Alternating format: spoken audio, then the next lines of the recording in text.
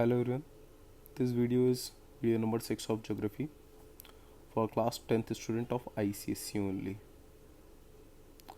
In last video, we have covered soil resources of India and this natural vegetation chapter is connected with that chapter. अगर आपने बाकी videos नहीं देखी हैं तो आप जाके देख सकते हैं जिसमें we have discussed about topographical maps of India, climate of India and soil resources in India. Now coming to this part, natural vegetation. First of all, its introduction. Actually, forest plays a very important role in the climate and economic development. This is a self-explanatory point. It's a renewable source. ये हमारे renewable source होते हैं forest. Ecological balance बनाते हैं पेड़ों से. आपकी human life, आपकी एनिमल लाइफ सारी चीज़ें डिपेंड करती हैं. It helps in reduces pollution. Oxygen हमें देते हैं, पॉल्यूशन को रिमूव करते हैं, आपकी एयर को प्योरीफाई करते हैं, मेंटेन ह्यूमिडिटी बिकॉज ये पानी को, मॉइस्चर को रिटेन करके रखते हैं सॉइल के अंदर. सोर्सेज ऑफ टिम्बर, लकड़ी आपको यहीं से मिलती है. It gives you fruits, fuels and flowers. These are the things which it gives. According to a survey in 2013, around 69.09 million hectare ज़मीन पर भारत में फॉरेस्ट था, जो कि लगभग 22% है. टू बी एग्जैक्ट 21 से 22% होगा. तब की दूसरी जगह पर कहा जाता है कि मिनिमम रिक्वायरमेंट एक कंट्री की लगभग 1/3 होती है. 1/3 का मतलब कितना हो गया? लगभग 33 से लेके 35% तक होना चाहिए फॉरेस्ट. और हमारे भारत में कितना है? लगभग 21 से 22% है, तो काफ़ी ज़्यादा कम है. डिफॉरेस्टेशन हम लोग काफ़ी करते हैं, यानी कि पेड़ों को हम काटते हैं, उससे हमारे पेड़ भी कम होते हैं और वाइल्ड लाइफ भी हमारी कम होती जाती है. The factors affecting natural vegetation. क्या क्या ऐसे फैक्टर्स हैं जो इफेक्ट करते हैं हमारे नेचुरल वेजिटेशन को? It depends on rain and relief. Rain, बारिश. रिलीफ आपको बताया गया था पहले भी एक चैप्टर में कि किसी भी चीज़ का जो हमारा प्लेन एरिया है, मान लीजिए अर्थ हमारा लैंड है और इस पर फिर अर्थ पे माउंटेन्स भी हैं, इस पे ओशंस भी हैं, तो इसके जो फिजिकल फीचर्स होते हैं, एक्चुअली रेन ये हमारा रिलीफ होता है physical features of an area is relief. तो फिजिकल फीचर्स रिलीफ के ऊपर डिपेंड करते हैं. देखा होगा आपने पहाड़ों पर पेड़ कुछ अलग तरीके के होते हैं, फिर कम होते हैं. डेजर्ट में पेड़ नहीं होते हैं, कैक्टस वहाँ पर आपको दिखते हैं. तो इस तरह रिलीफ पर डिपेंड करता है, रेन के ऊपर डिपेंड करता है ये सब चीज़ें. Types of vegetation corresponds to amount of rainfall received. जैसे कि आपसे कहा गया, वहाँ पे वेजिटेशन डिपेंड करती है रेनफॉल रिसीव्ड के बेसिस पे. यानी काफ़ी ऐसे फॉरेस्ट हैं जहाँ पर रेन बहुत ज़्यादा आती है, तो वहाँ पर किसी और तरीके के पेड़ होंगे. कुछ जगह ऐसी होंगी जहाँ पर रेनफॉल कम है, तो वहाँ पर किसी और तरीके के पेड़ होंगे. वो आपको आगे चल के भी पता चल जाएगा किस तरीके के फॉरेस्ट होते हैं, किस तरीके के पेड़ होते हैं. Mainly forest is natural vegetation के 2 टाइप्स रखे गए हैं. कौन कौन से टाइप्स हैं? Based on rainfall and based on relief. अब रेनफॉल के बेसिस पे आपके 4 टाइप्स बताए गए हैं और रिलीफ के बेसिस पे 2 टाइप्स बताए गए हैं. ठीक है, तो हम फर्स्ट से स्टार्ट करते हैं. एक बार दोबारा समझ लीजिए, नेचुरल वेजिटेशन के हमारे 2 कैटेगरीज दी गई हैं. इन 2 कैटेगरीज में एक आ गया आपका रेनफॉल, एक आपका आ गया रिलीफ. ठीक, इस रेनफॉल के अनदर 4 टाइप्स हैं और इसके बेसिस पे 2 टाइप्स दे रखे हैं. ठीक है, तो भी हम रेनफॉल वाले से स्टार्ट करते हैं. रेनफॉल के हिसाब से फर्स्ट टाइप इन्होंने दे रखा है ट्रॉपिकल एवरग्रीन फॉरेस्ट. ये फॉरेस्ट किस तरीके के होते हैं? ये फॉरेस्ट वो होते हैं जहाँ पर लगभग एनुअल टेम्परेचर लगभग 25 से 27 डिग्री सेल्सियस रहता है, यानी यहाँ पे तापमान इतना रहता है. रेनफॉल यहाँ पर 200 सेंटीमीटर से ज़्यादा रिसीव होती है. थर्ड पॉइंट बहुत इंपॉर्टेंट है. दे ऑक्यूपाई 7% ऑफ द अर्थ's लैंड सरफेस. यानी पूरे अर्थ में लगभग 7% हिस्सा में सिर्फ और सिर्फ यही फॉरेस्ट है, यानी बहुत ज़्यादा बड़ा हो गया. And harbours more than half of the world's plant and animals. और दुनिया भर के लगभग लगभग आधे से ज़्यादा प्लांट्स और एनिमल्स की घर है ये। They are found in the on the altitude यानी कि height ranging from 500 metre to 1500 metre, इस हाइट में मिलते हैं। On the windward side of Western Ghats, आपको याद होगा इंडिया का मैप कुछ इस तरीके से है, नीचे से साउथ से, और यहाँ पर आपके वेस्टर्न घाट्स हैं। तो ये जो एरिया है यहाँ पर आपके विंडवर्ड साइड जहाँ से हवा चलती है, इस तरफ आपको ट्रॉपिकल एवरग्रीन फॉरेस्ट मिल जाएंगे। अभी इसका मैप में दिखाया गया, आपको मैप में भी समझ में आ जाएगा। Found in areas of heavy rainfall, heavy rainfall के एरिया में मिलते हैं और इसलिए इसको रेन फॉरेस्ट भी कहते हैं। ट्रॉपिकल एवरग्रीन फॉरेस्ट को रेन फॉरेस्ट भी कहते हैं। एवरग्रीन देखिए नाम ही क्यों रखा गया है, एवरग्रीन मतलब हमेशा जो रहता है, ठीक है। तो जहाँ पर रेन अच्छी मिलेगी वहाँ पर पेड़ तो पनपेंगे ही, तो इस वजह से वहाँ पर कभी सूखा नहीं होता, ये हमेशा रहते हैं ये पेड़।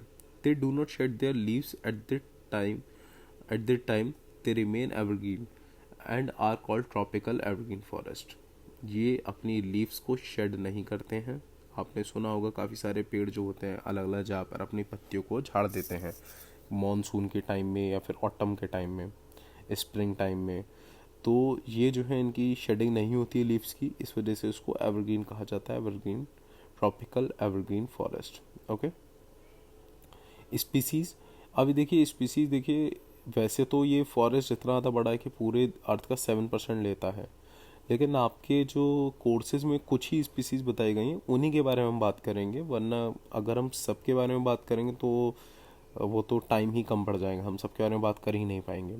तो जो स्पीसीज आपकी बुक्स में यूजुअली अवेलेबल होती हैं उनके बारे में बात करते हैं, कौन कौन से पेड़ यहाँ पर मिल जाएंगे। पहला दे रखा है ना रोजवुड। रोजवुड किस तरीके होता है, हार्ड होता है, फाइन होता है, फाइन ग्रेन और ड्यूरेबल, लंबे समय तक चलने वाला, और इसको किस चीज़ में यूज़ करा जाता है, एक्सपेंसिव फर्नीचर बनाने में यूज़ करा जाता है।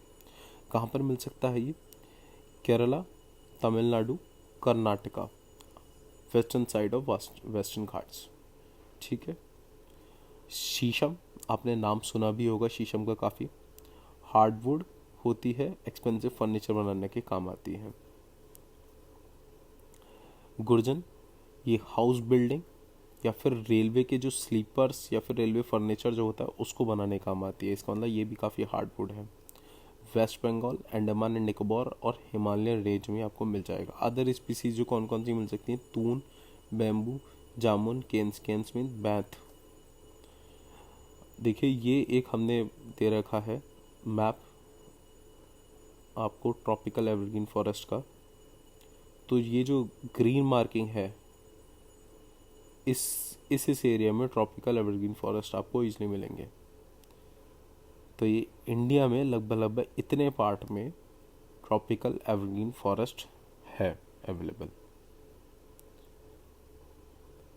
यहाँ पर आपके वेस्टर्न घाट्स हैं और ये आपकी विंडवर्ड साइड है, तो यहाँ पर आपको मिल गए। Coming to the next part, deciduous monsoon forest और ट्रॉपिकल डेसिडियस फॉरेस्ट, दोनों का नाम एक ही है। डेसिडियस का मतलब जान लेते हैं पहले।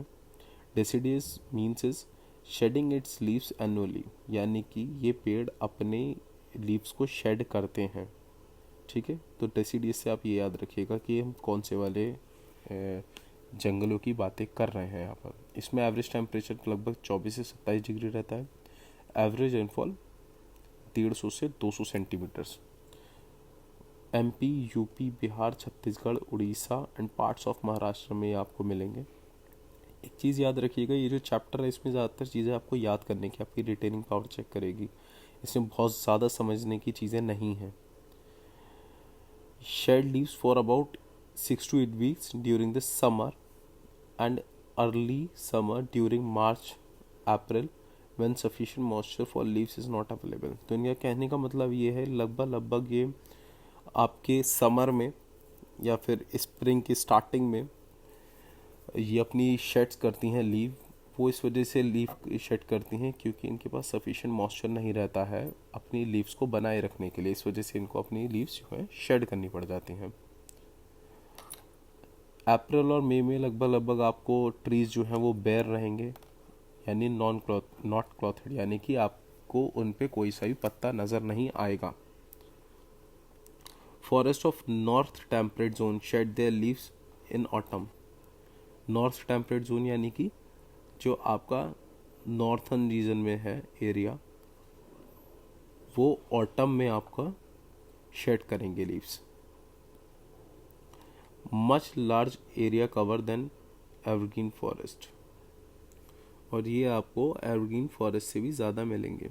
प्योर स्टैंड ट्रीट्स यानी बिल्कुल सीधे खड़े हुए पेड़ यहाँ पर आपको मिलते हैं।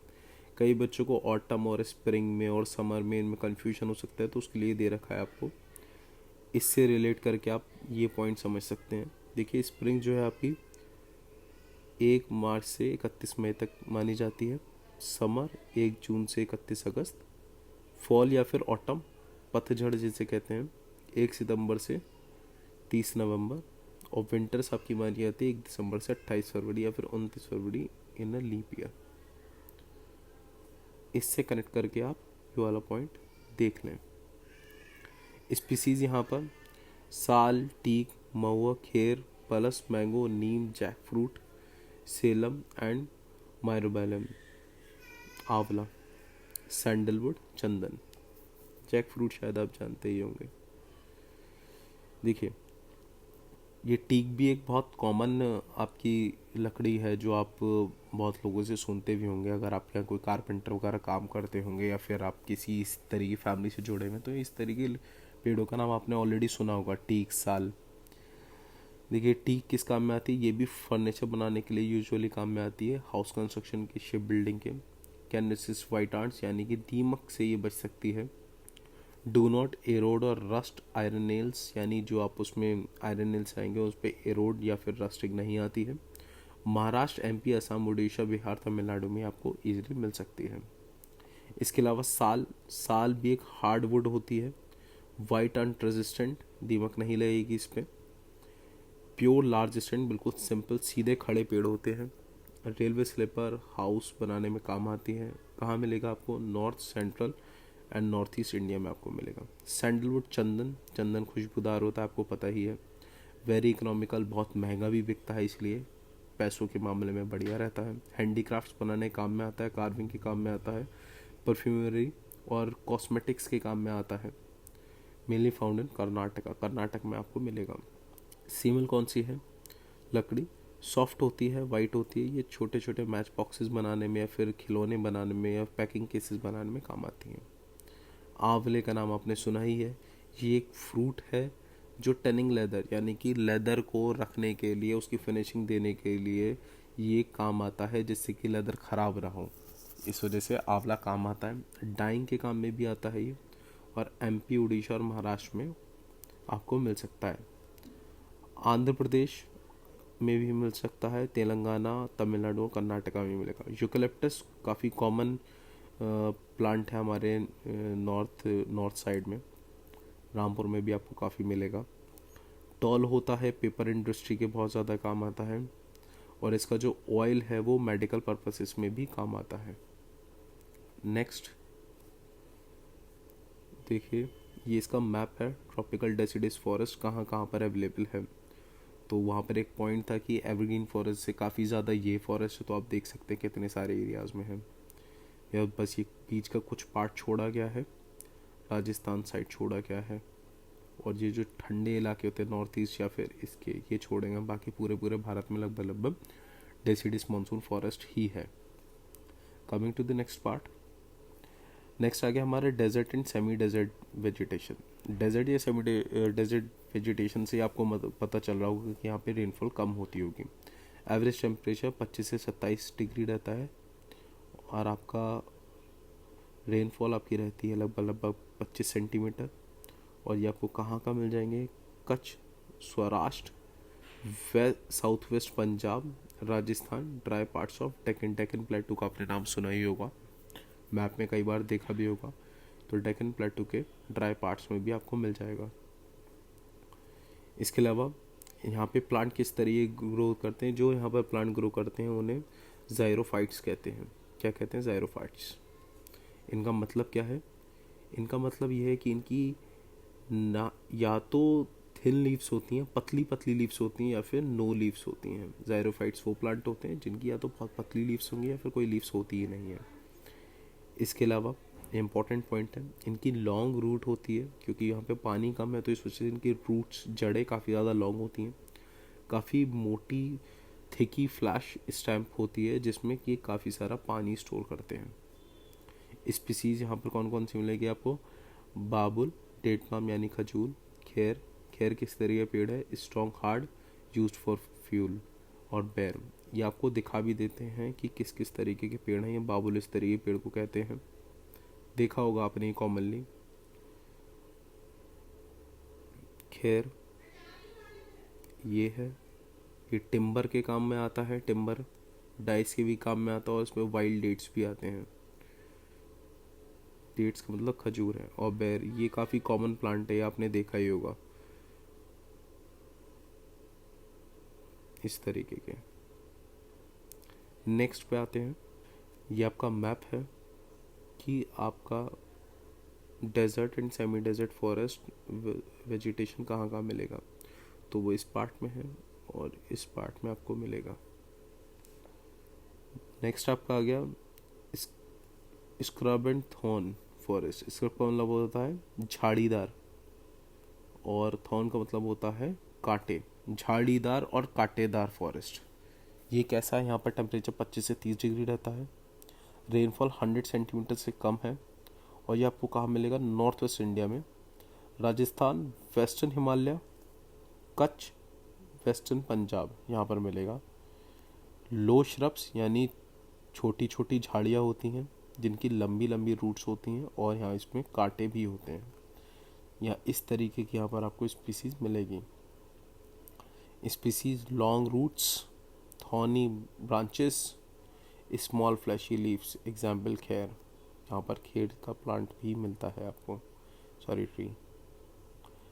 देख लीजिए ये कहाँ पर आपको इस एरिया में है, स्क्रब एंड थॉर्न फॉरेस्ट। आपको ध्यान होगा ये वाला पार्ट डेसिडस फॉरेस्ट में छूटा हुआ था, क्यों? क्योंकि यहाँ पे स्क्रब एंड थॉर्न है, और ये वाला पार्ट बाकी में भी छूटा हुआ था क्योंकि यहाँ पर स्क्रब एंड थॉर्न है। नेक्स्ट, अब हम on the basis of relief पर आ गए। रिलीफ के बेसिस पे दो तरीके के आपको फॉरेस्ट बताए गए हैं। फर्स्ट आपका आ गया माउंटेन फॉरेस्ट। माउंटेन के नाम से आपको समझ में आ गया होगा कि माउंटेन्स की हम बात कर रहे हैं, पहाड़ों की। माउंटेन मिक्स्ड फॉरेस्ट, यहाँ पर average temperature less than 20 degree. अगर आप पहाड़ों पे जाते हैं वहाँ पर एवरेज टेम्परेचर कम ही होता है, तो 20 डिग्री यहाँ पर टेम्परेचर है। हाइट लगभग कितनी है? 1500 मीटर से लेकर 3300 मीटर तक की बात कर रहे हैं हम।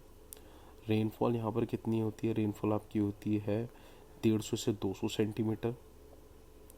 इसके अलावा ये आपको कहाँ मिलेंगे? Kashmir, Assam, Nilgiri hills, Anamalai hills. और जहाँ पर एलिवेशन, अनुमलाई हिल्स में उस जगह पर जहाँ पर एलिवेशन कितना है, हाइट कितनी, 1000 से 1500 मीटर तक की हाइट है लगभग।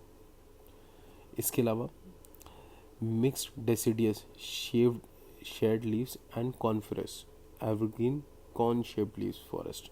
यानी कि यहाँ पर किस तरीके के आपको पेड़ मिलेंगे? यहाँ पर वो मिलेंगे आपको जो डेसिडियस फॉरेस्ट में आपको मिलते हैं, जो कि शेड करते हैं लीव्स।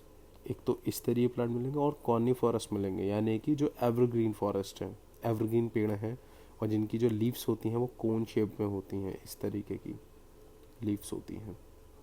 ठीक है, इसी वजह से इसको मिक्स फॉरेस्ट नाम दिया गया है, क्योंकि ये मिक्सचर किस चीज़ का है? ये डेसिडियस का और कॉर्निफेरस का मिक्स है। डेसिडियस मतलब जो अपनी लीव शेड करेंगे, और कॉर्निफेरस का मतलब क्या हो गया? जो कि एवरग्रीन है, ये लीव शेड करेंगे, ये नहीं करेंगे। उनकी शेप होगा लीव्स का कोन शेप लीव्स होंगी। इसमें स्पीसीज आपकी देख लीजिए कौन कौन सी: spruce, cedar, eucalyptus, oaks, laurel, bamboo और वॉलनट्स। ये सब आपको मिलेंगे ईजिली। कुछ पेड़ आपको यहाँ पे दिखा दिए गए हैं। देखिए ये सिल्वर फेयर है, ये पेड़ आपने देखा होगा। इसकी जो ये कॉनिफरस की लीव्स हैं, इसको पेपर इंडस्ट्री में यूज़ करा जाता है, पल्प के लिए यूज़ करा जाता है, पल्प मतलब गूदा, मैचेस के लिए यूज़ करा जाता है, पैकेजिंग के लिए यूज़ करा जाता है। और ये कहाँ पर आपकी मिल जाएंगे? North west and eastern Himalayas में आपको मिलेंगे। चिरपाइन इस तरीके के पेड़ को चौपाइन कहते हैं। ये कैसा होता है, सॉफ्ट वुड होती है इसकी, और पैकिंग केस फॉर टीज, चाय के पैकिंग केसेस के लिए यूज़ होता है। पंजाब, यूपी और कर्नाटका में आपको इजीली मिल जाएगा। देवदार, देवदार इस ये पेड़ है, इसको कहते हैं, ये ऑयली वुड होती है इसकी, क्यूरेबल एंड सेंटेड, यानी कि खुशबूदार भी होती है, ड्यूरेबल और सेंटेड, लंबी चलने वाली और खुशबूदार है। हाउस कंस्ट्रक्शन, रेलवे स्लीपर्स के लिए काम आता है ये, और हिमाचल प्रदेश एंड कश्मीर में आपको ये मिल जाएगा। इसका मैप देख लेते हैं, कहाँ कहाँ ये फॉरेस्ट आपको मिलेंगे इजीली। ये इस एरियाज में मिलेंगे, और सिक्किम के पास, और यहाँ पर नॉर्थ ईस्ट में यहाँ मिलेंगे। अब बात कर लेते हैं टाइडल और मैंग्रोव और लिथोरल, तीनों एक ही तरीके के फॉरेस्ट हैं। लिथोरल का मतलब होता है ऑन शोर, ऑन शोर किनारे पर, यानी फॉरेस्ट, इनकी हम बात कर रहे हैं। टाइडल आपको समझिएगा होगा, रिलेटेड टू टाइड्स है। टाइड्स कहाँ पर आते हैं, जहाँ पर वाटर बॉडीज होती हैं। लिथोरल का मतलब भी ये है कि ऑन शोर यानी तट, तटीले फॉरेस्ट की हम बात कर रहे हैं। ये हमें मिलता है अराउंड डेल्टास।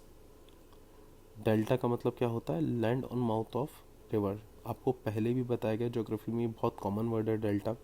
जब भी वाटर बॉडी कोई आती है तो वो कोई ना कोई मटेरियल अपने साथ इकट्ठा करके लाती है, और जहाँ पर वो किसी भी ओशन या फिर सी से मिल रही होती है वो वाटर बॉडी, वहाँ पर जो भी अपना साथ में मटेरियल लेकर आते हैं उसे कलेक्ट कर देती है, एक लैंड मास बन जाता है, उसी को हम डेल्टा कहते हैं। ठीक है। एस्चुरीज, एस्चुरीज का एक एग्जाम्पल आपको बता देते हैं।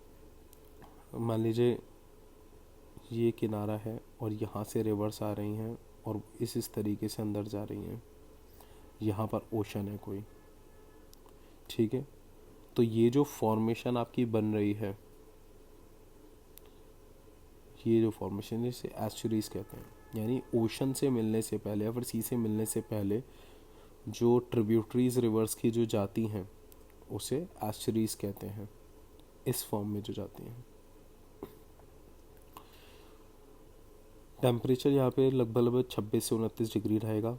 रेनफॉल यहाँ पर हाई है, मोर देन 200 सेंटीमीटर होती है। और trees can survive fresh and brackish water, यानी कि साफ पानी या फिर खारे पानी, दोनों में ही सर्वाइव कर सकते हैं। जी कितना है, लगभग इसका किलोमीटर्स के हिसाब से देखते हैं, लगभग ये 21,000 स्क्वायर किलोमीटर है सुंदरबन डेल्टा में, along with eastern coast. India की ईस्टर्न कोस्ट ये वाली कोस्ट हो गई। तो सुंदरबन डेल्टा में लगभग 21,000 स्क्वायर किलोमीटर में फैला हुआ है। Mahanadi delta, Godavari, Krishna and Andaman island में आपको मिलेगा ये। Also found in western region, western region में भी आपको ये मिलेगा। डेंस फॉरेस्ट, यानी कि काफ़ी ज़्यादा डेंस होते हैं, पेड़ों की मात्रा बहुत ज़्यादा होती है। रूट्स जो होती हैं इसकी लगभग सबमर्ज रहती हैं पानी के अंदर। Roots can act like breathing roots which act like respiratory organs, और जो इसकी रूट्स होती हैं वो ब्रीथिंग लगती हैं, सांस लेती हुई लगती हैं, और ये एक रेस्पिरेटरी ऑर्गन की तरह काम करती हैं। जैसे इंसानों में रेस्पिरेटरी ऑर्गन्स होते हैं सांस लेने के लिए, वैसे ही स्पीसीज यहाँ पर सुंदरी मिलेगी, जिसके ऊपर सुंदरी डेल्टा नाम रखा गया है, सुंदरबन डेल्टा सॉरी। इसकी जो वुड होती है वो काफ़ी ज़्यादा हार्ड होती है और बहुत ज़्यादा स्ट्रॉन्ग होती है, बोट बिल्डिंग के काम आती है। गुर्जन, हिंतल, कैसोरेना टीरीज भी मिलेंगे यहाँ पे, जिनको हम फ्यूल की तरह यूज़ कर सकते हैं, करते हैं। इसका मैप देख लेते हैं, मैप किस तरीके का है। देखिए ये जो पूरी जगह है पानी के पास में, ये देखिए ये एस्चुरीज ही हैं, ये जो निकल रही हैं ये इस तरीके की एस्चुरीज ही होती हैं। देखिए कृष्णा महानदी ईस्टर्न है, ये ईस्टर्न एरिया में है। तो ये आपके फॉरेस्ट, आपके टाइडल, मैंग्रोव और लिथोरल फॉरेस्ट इसे कहते हैं। नेक्स्ट फॉरेस्ट पे आते हैं। फॉरेस्ट पार्ट आपके ओवर हो चुके हैं, आपको 6 टाइप के फॉरेस्ट ऊपर बता दिए गए। 4 ऑन द बेसिस ऑफ आपके रेनफॉल एंड आपके 2 ऑन द बेसिस ऑफ, ठीक है। अब नेक्स्ट हमारी क्या क्या चीज़ें हैं, प्रिवेंटिव मेजर्स, किस तरीके से हम बताने की कोशिश कर रहे हैं अपने फॉरेस्ट को। गवर्नमेंट ने हमारा central board of forestry adopt करा था, लेकर आए थे, सेटअप करा था, जो कि अंडर 5 ईयर्स प्लान आया था आफ्टर इंडिपेंडेंस के बाद ये सेटअप हुआ है। उसके बाद काफ़ी सारी पॉलिसीज़ इंट्रोड्यूस करी गई। उसमें से पॉलिसीज़ एक वन महोत्सव प्रोग्राम है जो 1950 में लेकर आया गया था। इसमें क्या होता था, जितने भी गवर्नमेंट ऑफिसेज हैं, ऑर्गेनाइजेशंस हैं, उनको जुलाई में और अगस्त में प्लांटेशन करनी थी। इसे वन महोत्सव प्रोग्राम कहा गया। एफॉरेस्टेशन जब शुरू में स्टार्टिंग होता, आज के डेट में इसकी डेफिनेशन थोड़ी अलग है, लेकिन स्टार्टिंग में इसका मेनली पर्पस क्या था कि राजस्थान, वेस्ट यूपी, कच्छ में ट्री प्लांटेशन हमें करनी है, जिससे कि हम सॉइल इरोजन को रोक पाएँ।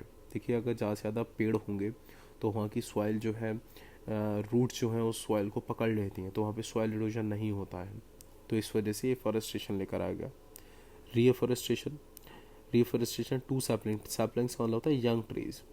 ठीक है, 2 ट्रीज लगाए जाएंगे, 2 सैपलिंग्स लगाए जाएंगे फॉर एवरी फेल्ड ट्री। और कोई से भी ट्री को काटा गया है, गिर गया है, उसके बेसिस पे एक ट्री अगर कोई काटा जाएगा तो उसके बेसिस पे 2 सैपलिंग्स लगाए जाएंगे। इसे रीफॉरेस्टेशन कहा गया। एक चिपको मूवमेंट बहुत ज़्यादा फेमस मूवमेंट है, आपने पहले भी हिस्ट्री में कई बार पढ़ा होगा कि चिपको मूवमेंट एक ऐसा मूवमेंट था जिसमें एक एनजीओ थी वुमेन की, और जो कि रानी प्लेस से बिलोंग करती थी, जो कि नॉर्थ इंडिया में है। ठीक है, इन लोगों ने क्या करा था, ये पेड़ों से जाके हक कर लेते थे, और हक करने के बाद कहते थे भाई कि अगर पेड़ों को काटना तो हमें भी काटना पड़ेगा। तो इस तरीके से इन्होंने अपना विरोध जताया था, यानी पेड़ से चिपक के खड़े हो जाना। इस वजह से इसको नाम चिपको मूवमेंट मिला था। कंजर्वेशन ऑफ फॉरेस्ट के हिसाब से देख लेते हैं क्या क्या है। एज पर national remote sensing agency NRSA, India is losing 1.3 million hectare of forest cover every year. India में लगभग 1.3 मिलियन हेक्टेयर फॉरेस्ट कवर हर साल ख़त्म हो रहा है। इसकी वजह बहुत सारी हो सकती हैं कि हमारी पॉपुलेशन बढ़ रही है, हमें रहने के लिए जगह चाहिए, तो हम फॉरेस्ट को काटते हैं, इलीगल एक्टिविटीज़ के लिए काटा जाता है। तो काफ़ी सारे रीजंस हैं जो हमारा ख़त्म हो रहा है। Government launched programme for forest conservation. Government ने प्रोग्राम लॉन्च करा फॉरेस्ट कंजर्वेशन के लिए। उसमें क्या क्या चीज़ें थी, डिस्ट्रक्शन ऑफ फॉरेस्ट को रोका जाए, डिसीज़ जो ट्रीज़ को हो जाते हैं उनको रोका जाए, और फॉरेस्ट को मोर प्रोडक्टिव बनाया जाए। आपका वाइल्ड लाइफ प्रिवेंशन करनी चाहिए, जो हमारा करा गया under biosphere reserve forces forest के अंदर बायोस्फीयर रिजर्व फॉरेस्ट बनाए गए, जिसमें ये वाइल्ड लाइफ के ऊपर ध्यान दिया गया। ये जो रिजर्व फॉरेस्ट बने, इसमें हम क्या करते थे, हम ट्रीज को प्रोटेक्ट करते थे और वाइल्ड लाइफ को भी प्रोटेक्ट करते थे। ये मेनली कहाँ कहाँ करा गया, Rajasthan, Nilgiri, Cochin and Meghalaya. Planting of more trees for development of environmental forestry to maintain ecological balance. जाहिर सी बात है, हमें ट्रीज़ की ज़रूरत तो है ही, हमें लकड़ी की भी ज़रूरत होगी, हम काटेंगे भी, तो उस इकोलॉजिकल बैलेंस को बनाए रखने के लिए हमने ज़्यादा से ज़्यादा ट्रीज़ प्लांट करें। डेवलपिंग न्यू फॉरेस्ट रिसोर्सेज, और फॉरेस्ट रिसोर्सेज हमने क्रिएट करना स्टार्ट करें। Fire line created in forest. Fire line यानी कि फायर से बचने के लिए क्या होता है, मान लीजिए ये एक एरिया है और इस पूरे एरिया में फॉरेस्ट है, तो क्या करते थे, बीच में कुछ कुछ जगहों पर इस तरीके से स्ट्रिप्स क्रिएट कर दी जाती थी जहाँ पर कुछ नहीं बनाते थे, यहाँ पर कोई प्लांटेशन नहीं होता था इन लाइंस में, इस तरीके से, जिससे कि मान लीजिए कि अगर यहाँ से आग लगती हुई आई, इस तरफ से अगर आग लगती हुई आई, तो ये पूरा अगर एरिया तो जल जाएगा, लेकिन यहाँ पर कोई प्लांटेशन है ही नहीं, तो आग आगे नहीं बढ़ेगी। तो हमारा कौन कौन सा बच गया, ये वाला इलाका और ये वाला इलाका हमारा बच जाएगा। इस चीज़ को हम फायर लाइन कहते हैं। ठीक है, तो फायर लाइन क्रिएट करी गई आग से बचने के लिए। कंट्रोलिंग पोचिंग का मतलब होता है इलीगल हंटिंग बाय एडुकेटिंग, यानी कि पढ़ा लिखा के सिखा के कि क्या क्या इंपॉर्टेंस क्या है, इस वजह से इलीगल हंटिंग रोकी गई। Promote silviculture timber farming using genetic information for improve growth rate and greater resistance from paste, यानी कि सिल्वीकल्चर करा गया। सिल्वीकल्चर का मतलब क्या होता है, टिम्बर फार्मिंग करी गई, और हमने वहाँ पर ये चीज़ें देखी कि कौन सी ऐसी जेनेटिक इन्फॉर्मेशन हम निकाल सकते हैं जिससे हम ग्रोथ रेट बढ़ा पाएँ और पेस्ट से लड़ने की ताकत पेड़ों की बढ़ा पाए, ये चीज़ करी गई। फॉरेस्ट प्रोडक्ट क्या हैं और उनका हमारे लिए क्या यूज़ है। टिम्बर हमारा सबसे ज़्यादा मेन यूज़ हमें आ जाता है, जिससे हम फर्नीचर और अपना वुड, टिम्बर मतलब वुड है आपकी, फर्नीचर और हमारी हाउस बनाने काम आता है। फ्रूट्स है, फ्यूल्स हमें मिलते हैं, हर्ब्स मिलती हैं, हनी मिलते हैं, बैम्बू मिलता है, बैथ केन्स में ये सब मिलते हैं। एम्प्लॉयमेंट बहुत सारे लोगों को मिलता है। गवर्नमेंट के लिए बहुत बढ़िया सोर्स है ये इनकम का। इसका काफ़ी सारा रॉ मटेरियल काफ़ी इंडस्ट्रीज़ के यूज़ में भी आता है, जैसे कि पेपर इंडस्ट्री के काम में आता है as a raw material. Shelter for wildlife के लिए है ये, वाइल्ड लाइफ का एक शेल्टर है। मेंटेनिंग इकोलॉजिकल बैलेंस बनाता है ये।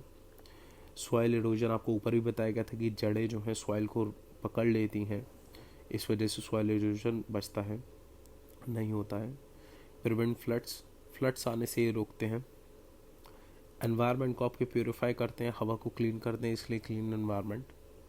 Enrich fertility by providing humus, fertile बनाते हैं लैंड को ह्यूमस प्रोवाइड करवाने से। ह्यूमस मतलब आपको बताया गया था कि डेड प्लांट्स या फिर एनिमल्स जो डिके हो जाते हैं वो आपके लैंड में मिक्स हो जाते हैं, उससे जो हमारी सॉइल है वो और फर्टाइल हो जाती है, उपजाऊ हो जाती है। इंडियन फॉरेस्ट्री क्या प्रॉब्लम्स फेस कर रही है आपकी?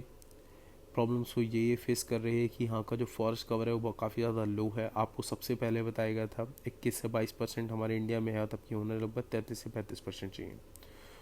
ओवर ग्रेजिंग ज़्यादा चरने की वजह से, ज़्यादा आपके घास को खेड़ने की वजह से या पेड़ों को खेड़ने की वजह से, ग्रेजिंग की वजह से आपकी जो है आपकी सॉइल इरोजन बहुत होता है। शिफ्टिंग कल्टीवेशन आपको सॉइल रिसोर्सेज इन इंडिया में से बताया गया था। शिफ्टिंग कल्टीवेशन का मतलब होता है कि एक जगह पर आपने शिफ्टिंग कल्टीवेशन झूमिंग और स्लैश एंड बर्न कल्टीवेशन भी कहते हैं।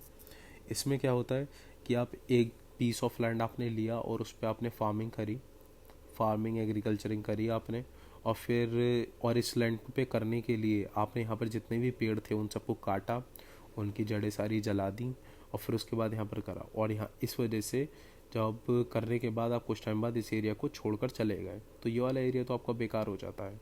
तो आप बार बार अलग अलग नए नए एरियाज़ में ये स्लैश करते हैं, पेड़ों को काटते हैं, फिर उनको जलाते हैं, फिर उसके बाद अपनी आप एग्रीकल्चरल एक्टिविटीज़ करते हैं। इस वजह से काफ़ी सारा लैंड जो है वो ख़राब हो जाता है। Growing demand of agriculture and due to increase in population, जाहिर सी बात है पॉपुलेशन बहुत ज़्यादा बढ़ती जा रही है। पॉपुलेशन बढ़ेगी तो आपको एग्रीकल्चरल लैंड, खाने पीने के लिए चीज़ें सामान चाहिए होगा, तो एग्रीकल्चर लैंड आपको चाहिए होगा। तो हम क्या कर रहे हैं, फॉरेस्ट को काट रहे हैं और एग्रीकल्चर लैंड उसे बना रहे हैं। अर्बनाइजेशन एंड इंडस्ट्रियलाइजेशन, सिटीज़ बन रही हैं, बहुत सारी सिटीज़ एक्सपेंड हो रही हैं और इंडस्ट्रीज़ बहुत सारी लग रही हैं, तो उन पे फॉरेस्ट पे बहुत बुरा फ़र्क पड़ता है। माइनिंग, क्वायरिंग, खुदाई, ये सब जब होता है तो उससे डिफॉरेस्टेशन होता है। ठीक है, तो ये भी हमारी प्रॉब्लम्स जो हमारी इंडियन फॉरेस्ट्री फेस कर रही है। फॉरेस्ट कंजर्वेशन कैसे कर सकते हैं? एफॉरेस्टेशन, पेड़ों को लगाने से, और रोड्स, रेलवे लाइंस और रिवर के तरफ हम प्लांट्स कर दें ट्रीज़ को। ग्रीन बेल्ट्स दें अर्बन एरियाज़ में। ग्रीन बेल्ट्स का मतलब क्या होता है कि एक अगर सिटी है काफ़ी बड़ी और वो काफ़ी अच्छी और मेट्रोपॉलिटन सिटी है, मान लीजिए अर्बन एरिया है, तो वहाँ पर तो ग्रीनरी कम ही हो गई होगी, लोगों ने सोसाइटीज़ बना दी है, फैक्ट्रीज़ बना दी है, तो वहाँ पर भी तो पेड़ चाहिए। तो गवर्नमेंट क्या करती है, वहाँ पर एक एरिया चूज़ कर लेती है और उसको नाम ग्रीन बेल्ट दे देती है। तो अगर मान लीजिए पूरी सिटी है और यहाँ पर ये पूरा एरिया चूज़ कर लिया है, ये वाला, ये as a green belt choose कर लिया है, तो इस पूरे एरिया में अब कोई सी भी ऐसी एक्टिविटी नहीं हो पाएगी कि आप पेड़ों को काट पाएँ या फिर किसी भी तरीके से पर्यावरण को, इस एरिया के, इस पूरे ग्रीन बेल्ट के आप नुकसान पहुंचा पाएँ। ना यहाँ पर आप घर बना पाएंगे, ना ही यहाँ पर पॉल्यूशन करने वाली कोई चीज़ कर सकते हैं, एनवायरनमेंट को नुकसान करने वाली कोई चीज़ नहीं कर सकते, उसे ग्रीन बेल्ट कहते हैं। इंडस्ट्रीज़ को एंटी पोल्यूशन डिवाइसेस यूज़ करनी चाहिए, जो कि और प्लांट ट्रीज़ करने चाहिए ज़्यादा से ज़्यादा। शिफ्टिंग एग्रीकल्चर को बैन कर देना चाहिए। और ये सिर्फ़ और सिर्फ गवर्नमेंट की ड्यूटी नहीं है, हमारी खुद की भी ड्यूटी है कि हम इन चीज़ों का ख्याल रखें, अपने घर में, अपने आसपास में पेड़ों को लगाएं, उनका ध्यान रखें, अपने स्कूल्स में लगाएं। अब नेशनल फॉरेस्ट पॉलिसी के बारे में पढ़ लेते हैं। ये 1894 में आया था नेशनल फॉरेस्ट पॉलिसी। इसका एम क्या था? To protect, conserve and develop forest resources, ये इसका एम था। 1988 में नेशनल पॉलिसी ऑफ 1988 में किस चीज़ पर ध्यान दिया? इसने ध्यान दिया कि conservation of forest as natural heritage and vast varieties of flora and fauna, यानी कि हमारे फॉरेस्ट को कंजर्व करा जाए और उसको नेशनल हेरिटेज यानी कि आपके देश की धरोहर के रूप में उसे माना जाए, क्योंकि यहाँ पर बहुत सारे फ्लोरा एंड फौना रहते हैं यानी प्लांट्स एंड एनिमल्स लाइफ है, इसको कंजर्व करा जाए और कंट्रोल करा जाए सॉइल इरोजन।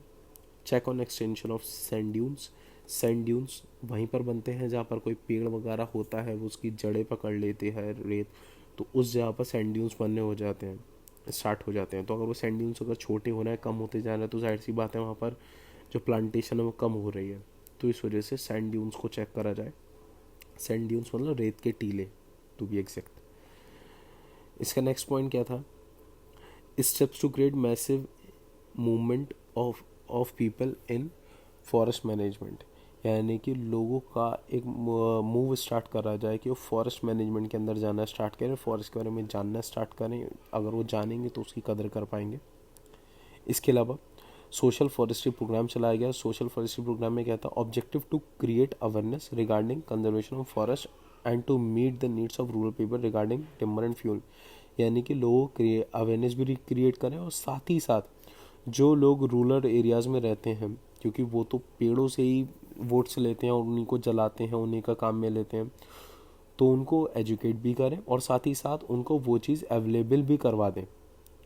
ठीक है, एजुकेट करें और इस तरीके से उतने पेड़ लगाएं, उनको उतना एजुकेट करें कि उनको रहन सहन में भी दिक्कत ना हो।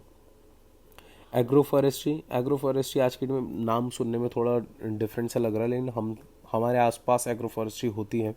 एग्रो फॉरेस्ट्री का मतलब होता है ट्रीज ऑन फार्म्स। आपने देखा हो कई बार पीस ऑफ लैंड होता है, यहाँ पर आपने मान लीजिए वीट आपकी यहाँ पर उगाई है आपने, तो आप क्या करते हैं, काफ़ी सारे फार्मर जो चारों साइड होती हैं यहाँ पर यूकलिप्टस के पेड़ लगा देते हैं। तो इससे क्या हुआ कि आपने फार्मिंग भी हो गई आपकी और साइड में आपके पेड़ भी लग गए, तो आपने दुगना पैसा भी कमा लिया, बाउंड्री भी क्रिएट हो गई और दुगना पैसा भी कमा लिया।